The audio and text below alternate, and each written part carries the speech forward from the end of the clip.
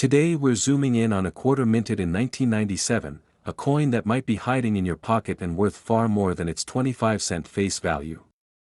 It looks ordinary to most people, but for those who know what to seek, it can unlock hidden value.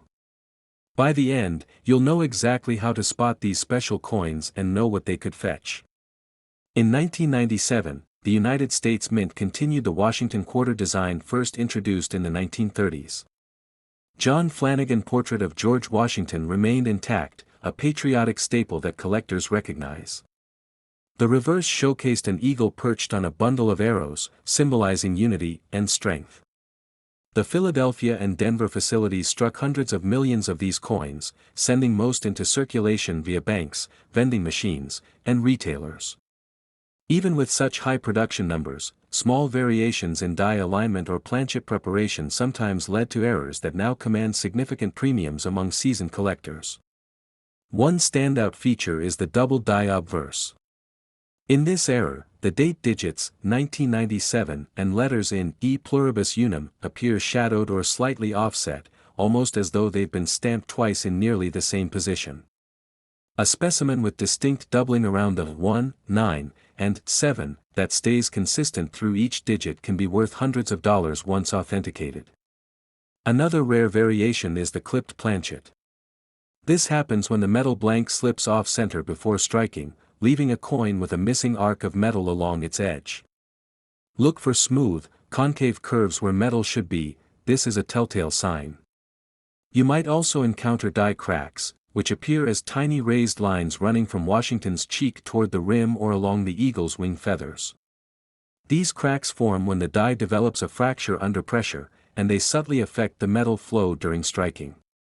For coins in average circulated condition, values typically range from 50 cents to $2 when sold to local coin shops or through online classifieds. As coins move into uncirculated territory, values rise significantly. An MS-60 graded 1997 quarter might fetch around $3 to $5. Collectors who prefer near-perfect surfaces often seek MS-63 to MS-64 coins, which can sell for $10 to $30 each. When you have a coin with flawless surfaces, deep original luster, and razor-sharp details, MS-65 graded examples can command $25 or more. Double die specimens graded by reputable services such as PCGS or NGC often fetch several $100s at auction, especially when the doubling is bold, centered, and clearly visible. A double die quarter graded MS-66 might even reach over $400 in a competitive bidding environment. Collectors love sharing discovery stories, and the 1997 quarter has its share of legends. One hobbyist bought a roll of quarters from a bank for laundry and ended up with a pristine double die quarter in uncirculated condition. They had never expected to see such a dramatic error. Another enthusiast dug through a jar of loose change and unearthed a clipped planchet quarter that, after professional cleaning and NGC grading, sold for $275. Small die cracks can also spark excitement. One collector noticed a faint crack running from Washington's ear down to the rim, and that find sold online for $180.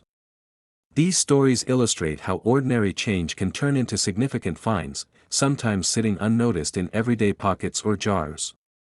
Condition variances play a huge role in determining value. A quarter showing major wear, where Washington's hair lines are smoothed down, rim denticles are nearly gone, and surface scratches cover the fields, will trade at face value or just $1 or $2 above. As wear diminishes and details remain crisp, values climb quickly. Uncirculated MS-61 coins with minor hairline evidence can sell for about $5, while MS-63 pieces with full mint luster and fully defined edges often trade for $15 to $20.